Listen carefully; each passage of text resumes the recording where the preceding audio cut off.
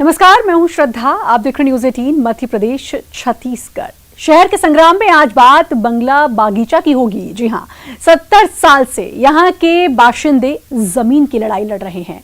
वो यहां रहते तो हैं, लेकिन जमीन इनके नाम पर नहीं है।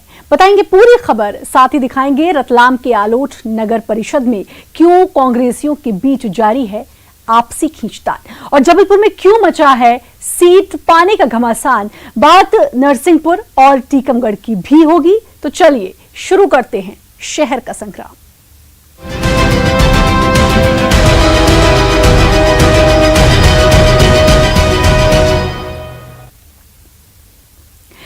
एक तरफ जहां मध्य प्रदेश में शहर के संग्राम का बिगुल बज चुका है, तो वहीं दूसरी तरफ प्रदेश की नगर पालिकाओं में बड़ी बड़ी समस्याएं मुंह बाए खड़ी हैं। ऐसा ही मामला नीमच नगर पालिका का है, जिससे शहर की आधी से ज्यादा आबादी प्रभावित हो रही है। जी हां, यह मामला अजीबोगरीब है, जिसे बंगला बागीचा समस्या के नाम से जाना जाता है। यहां 70 साल बीत जाने के बाद भी आम आदमी को 2 गज जमीन का हक नहीं मिल पाया है।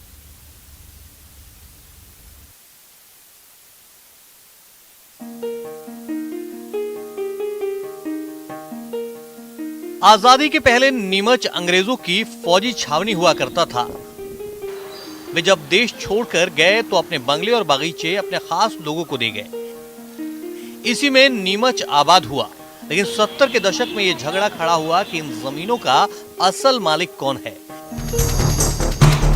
कई उतार चढ़ाव के बाद 3 साल पहले शिवराज सरकार ने इस समस्या का निदान कर दिया। लेकिन सरकारी मशीनरी की ढिलाई के चलते जमीन पर यह हल साकार रूप नहीं ले सका और 16,500 से ज्यादा आवेदकों में से मात्र 650 बंगला बागीचा रहवासियों को ही उनकी जमीन का मालिकाना हक मिल पाया।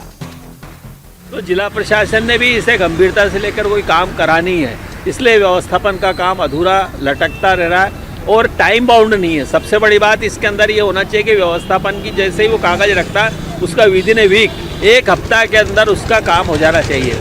लेकिन वो वहाँ लटकता रहता है और वो नगर पालिका के चक्कर लगाते रहो, उन बाबुओं के और अधिकारियों की जेब भरो, तब जाके व्यवस्थापन का काम होता है। ये मतलब नगर पालिका चाहती नहीं है कि इसका व्यवस्थित जो काम हो, इसलिए बंगले बगीचे की समस्या पहले भी उलझी हुई थी और ये इसका हल निकालने का, जैसा कि राज्य शासन ने कहा है कि हमने निकाल दिया, उसके बाद भी उलझी हुई है। उसका मेन कारण यही है कि इसके प्रति न तो शासन गंभीर है और न प्रशासन गंभीर है। शासन ने इसके निराकरण के लिए प्रयास किया, लेकिन कैसा प्रयास किया ये इनको खुद को नहीं मालूम है।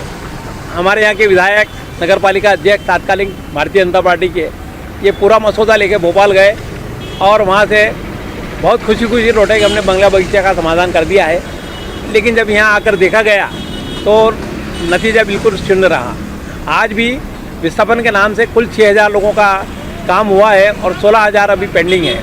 इस तरह से जो मसौदा तैयार किया था इन्होंने, वो मसौदा इनके समझ में ही नहीं आया और कुल मिलाकर के यहाँ के अधिकारी जो नगर पालिका में बैठे हैं, वो शासन को या तो गुमराह कर रहे हैं और जनता के साथ खिलवाड़ करके उन्होंने अपनी दुकान चला रखी है। वहीं इस पूरे मामले में जब हमने जिला कलेक्टर से बात की, तो उन्होंने व्यवस्थापन के कार्य में तेजी लाने का दावा किया और कहा कि प्रकरणों को जल्द निपटाया जा रहा है। जब मैंने ज्वाइन किया था तब लगभग 500 केसेस पेंडिंग थे और आज की तारीख में लगभग 70 केसेस ही पेंडिंग है। इसके अलावा 250 केसेस ऐसे पेंडिंग है जिसमें टीएनसीपी का ऑब्जेक्शन था, जो व्यावसायिक और रहवासी का जो कन्फ्यूजन टीएनसीपी को संशय है, उस विषय में वो केसेस पेंडिंग है। भोपाल के टाउन एंड कंट्री प्लानिंग विभाग में वो फाइलें अभी रखी हुई हैं और सिर्फ वही फाइलें हैं जो एक लंबित फाइलें चल रही हैं। शेष फाइलें जो जैसे जैसे केस आता है, दावे आपत्ति होते हैं, उसके बाद उसका निराकरण कर दिया जा रहा है। पहले काफ़ी सारी फाइलें भूमि के मूल्यांकन को लेकर लंबित थी, वो भी लगभग आज की तारीख में 500 से लगभग 100 फाइलें ही आज की तारीख में शेष हैं, जो 500 फाइलें लंबित थी।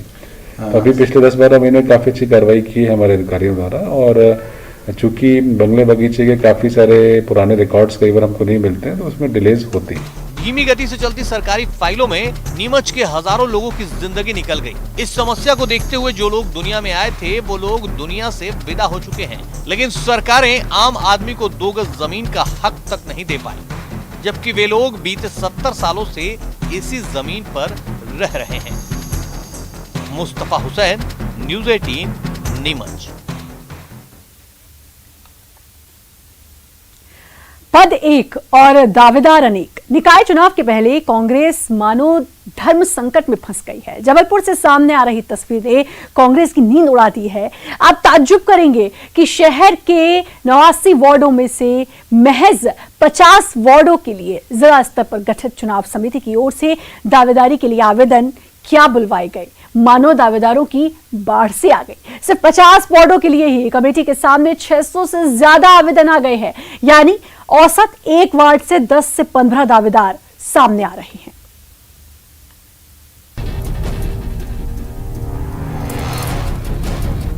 निकाय चुनाव की तैयारी में जुटी कांग्रेस भले ही बीजेपी से एक कदम आगे चल रही हो, लेकिन उसके सामने हर पायदान पर एक नई चुनौती खड़ी हुई है।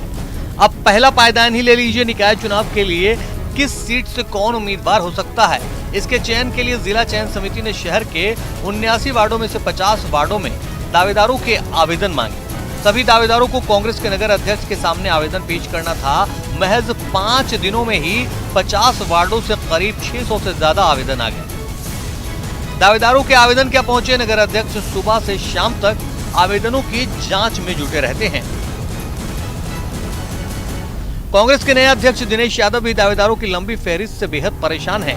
बेशक शहर पहुंचे प्रदेश प्रभारी मुकुल वासनिक ने पार्षद पद के प्रत्याशियों के लिए जिला स्तरीय चयन समिति तो तय कर दी, लेकिन अब चयन समिति के भी पसीने छूट रहे हैं, क्योंकि चुनाव भी संपन्न कराना है, जीत भी तय करनी है और दावेदारों से भी निपटना है।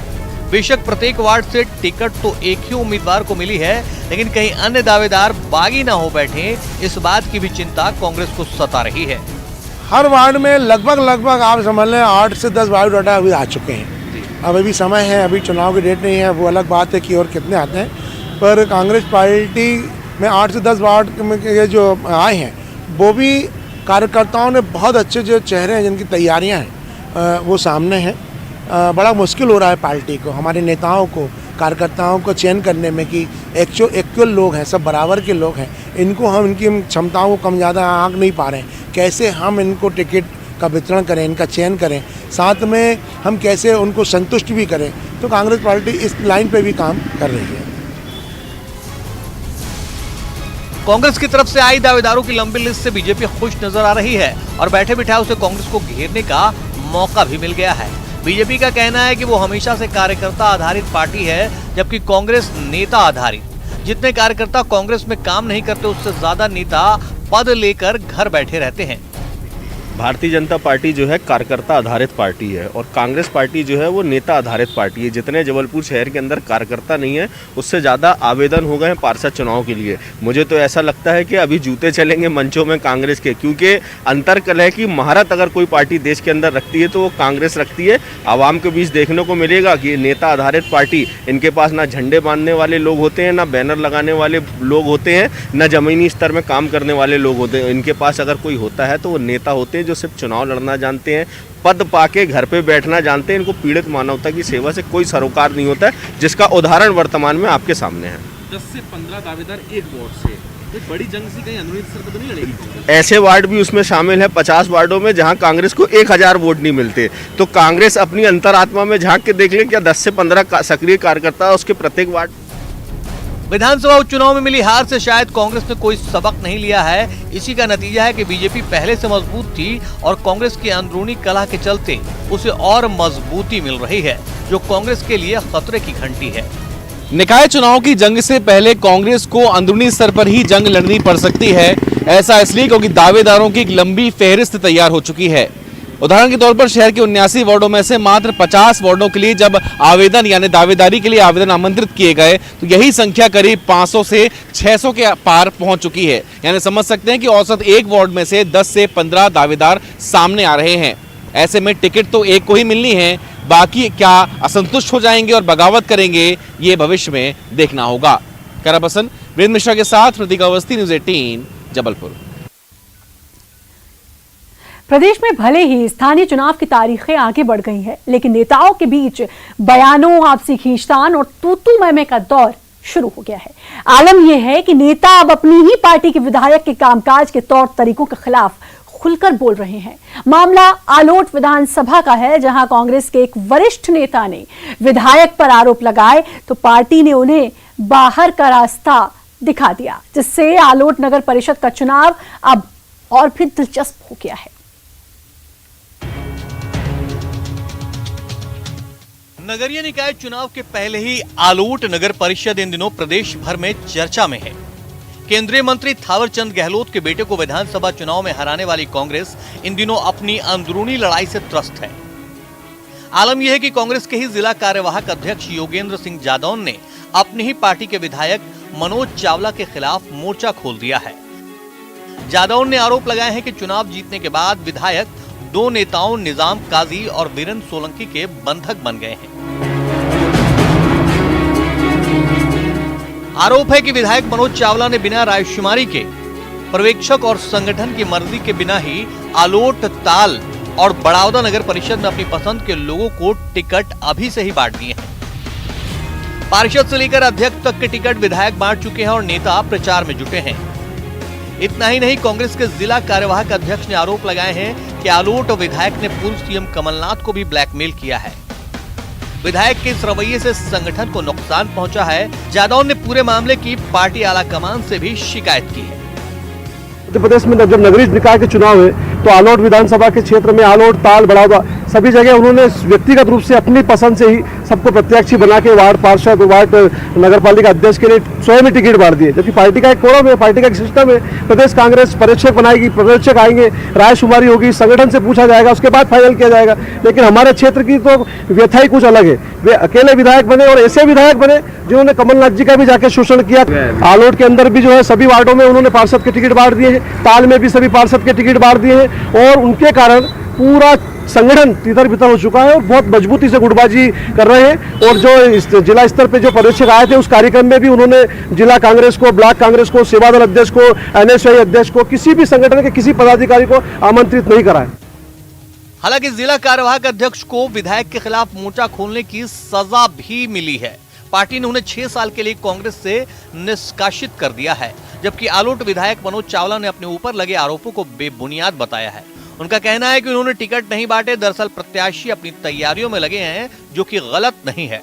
कांग्रेस की इस अंदरूनी लड़ाई पर बीजेपी खेमे में खुशी है, क्योंकि बीजेपी को लगता है कि इनकी लड़ाई का बीजेपी को फायदा मिलेगा। कि लगातार ये मुद्दा प्रदेश स्तर पे भी उठता है कि जो उम्मीदवार हो उनको पहले से ही उनको टिकट दे दिया जाए या उनसे बात की जाए ताकि वो अपनी तैयारी कर सके।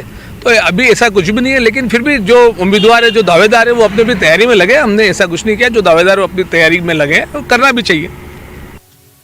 बहरहाल कांग्रेस के जिला कार्यवाहक अध्यक्ष पार्टी में वापसी के लिए भोपाल में ही डेरा जमाए हुए हैं। वहीं विधायक खेमा आलोट, ताल और बड़ौदा नगर परिषद के चुनाव की तैयारियों में जुटा है। कांग्रेस की इस अंदरूनी लड़ाई पर बीजेपी खेमे में खुशी है, क्योंकि बीजेपी को लगता है कि इनकी लड़ाई का बीजेपी को फायदा मिलेगा। स्थिति कांग्रेस की पूरे मध्य प्रदेश के अंदर है। ये आपस में इनके वरिष्ठ नेता लोग आपस में मान सम्मान के लिए और पद प्रतिष्ठा के लिए आपस में लड़ाई झगड़ा करते हैं। निश्चित रूप से ये जितने आपस में झगड़ेंगे भारतीय जनता पार्टी को पूरा फायदा मिलेगा। आलोट, ताल, बड़ौदा हम बहुत अच्छी स्थिति में, तो निश्चित रूप से भारतीय जनता पार्टी अगले नगरीय निकाय चुनाव में अच्छे बहुमत से विजय होगी।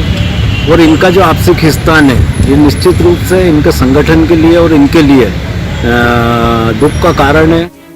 लेकिन कुल मिलाकर देखें तो कांग्रेस के लिए पूरा एपिसोड किसी बड़े नुकसान से कम नहीं है।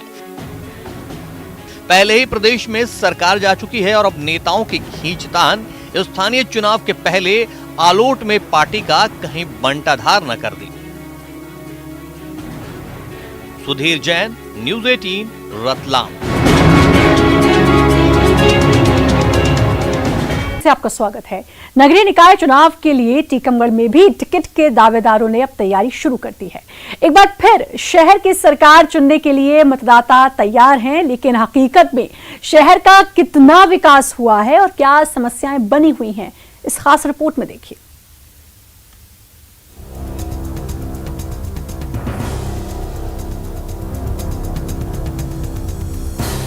नगरीय निकाय चुनाव में एक बार फिर जनता के बीच नेताजी घर घर दस्तक देंगे और वोट मांगेंगे। शहर के विकास के लिए बड़े बड़े वादे करेंगे, लेकिन पिछले कुछ सालों में टीकमगढ़ नगर के विकास की बात की जाए तो कई समस्याएं जस की तस हैं। बारिश के दिनों में पानी निकासी की समस्या पिछले 10 साल से बनी हुई है। थोड़ी सी बारिश में शहर के बाजार समेत कई वार्डों में घुटनों तक पानी भर जाता है। लोगों का कहना है कि शहर की ये सबसे बड़ी समस्या है और कई सालों से इस पर ध्यान नहीं दिया गया। वहीं शहर के कुछ व्यापारियों का मानना है कि समस्याएं तो बहुत हैं, लेकिन शहर का स्वरूप बदल चुका है और विकास धीरे धीरे हो रहा है।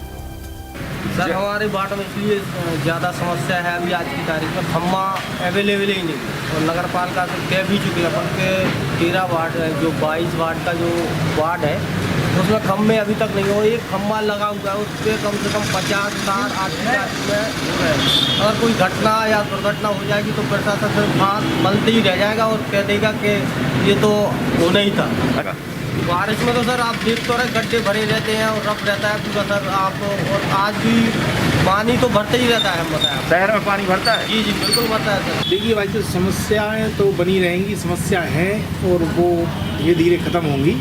विकास के बारे में मैं आपको बताऊं तो विकास तो काफ़ी कुछ हुआ है। टीकमगढ़ की रूपरेखा ही बदल गई है।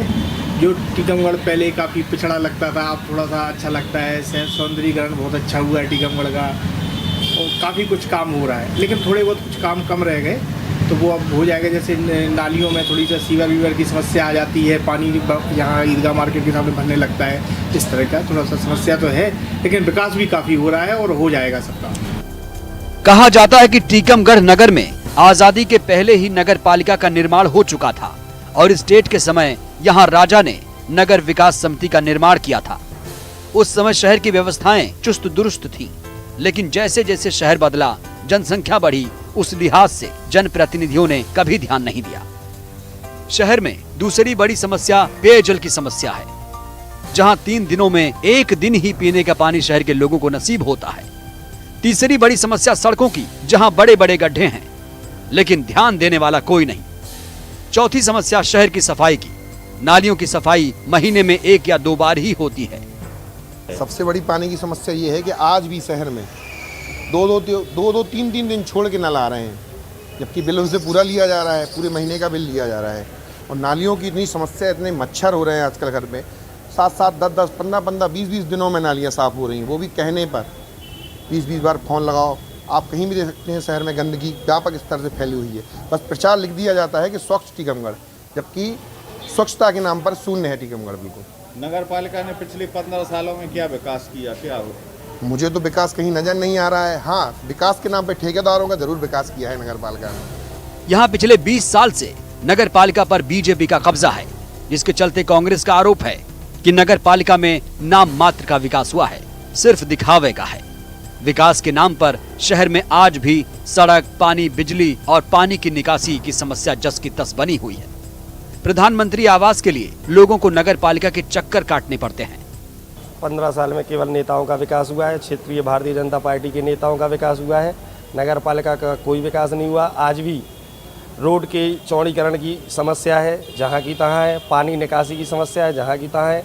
एक बरसात भी हो जाती है तो पूरा शहर जलमग्न हो जाता है। ये जो डिवाइडर बनाए गए हैं वो इतनी ज़रूरत से ज़्यादा चौड़े बनाए गए हैं कि वहाँ पर हमेशा एक्सीडेंट होने का खतरा बना रहता है। उसके अंदर ऐसे पेड़ या पौधे लगाए गए हैं जो पशु खाते हैं, तो जब चाहे उसके अंदर पशु अंदर चले जाते हैं और फिर उन्हें निकालना बड़ा कठिन हो जाता है। कई प्रकार की ऐसी समस्याएं हैं जो पिछले 20 साल से नगर पालिका में थीं और आज भी वहीं की वहीं व्याप्त हैं। प्रधानमंत्री आवास की क्या समस्या है? दुकानों की समस्या, पैसे लेकर प्रधानमंत्री आवासों का आवंटन किया जा रहा है।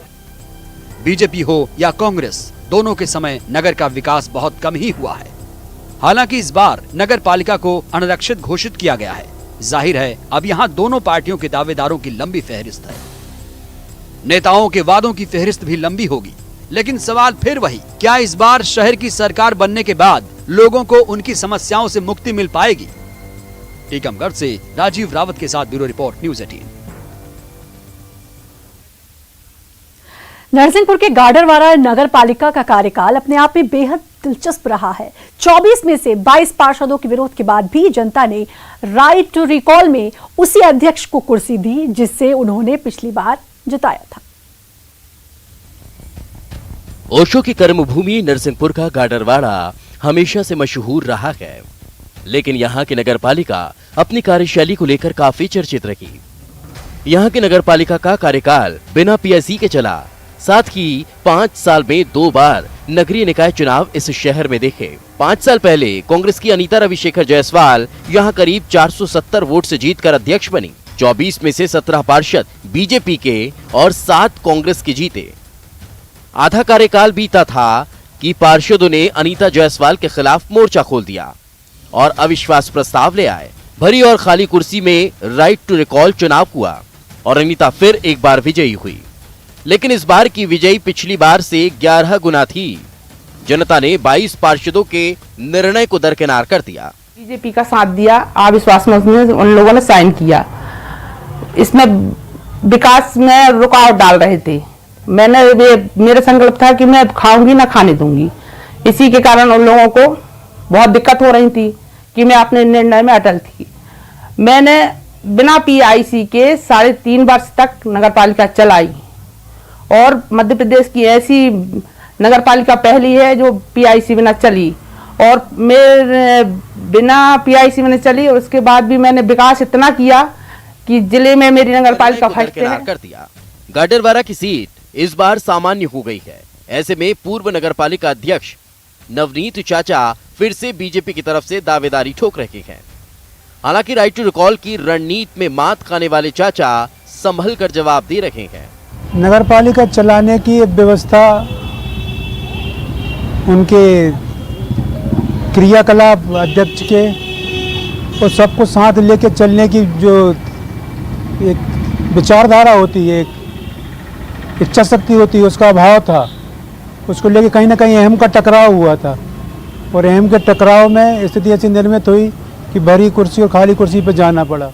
स्थानीय लोगों का कहना है कि गाडरवारा की जनता जागरूक है और जनता सच का साथ ही देती है। बहुत पुरानी नगरपालिका है और दूसरे शब्दों में हम कह सकते हैं कि जागरूकता भी बहुत अधिक है। यहाँ पर यदि नकारा कार्य प्रणाली आती है तो लोग उस कुर्सी पे कुत्ते को बिठा लाते हैं।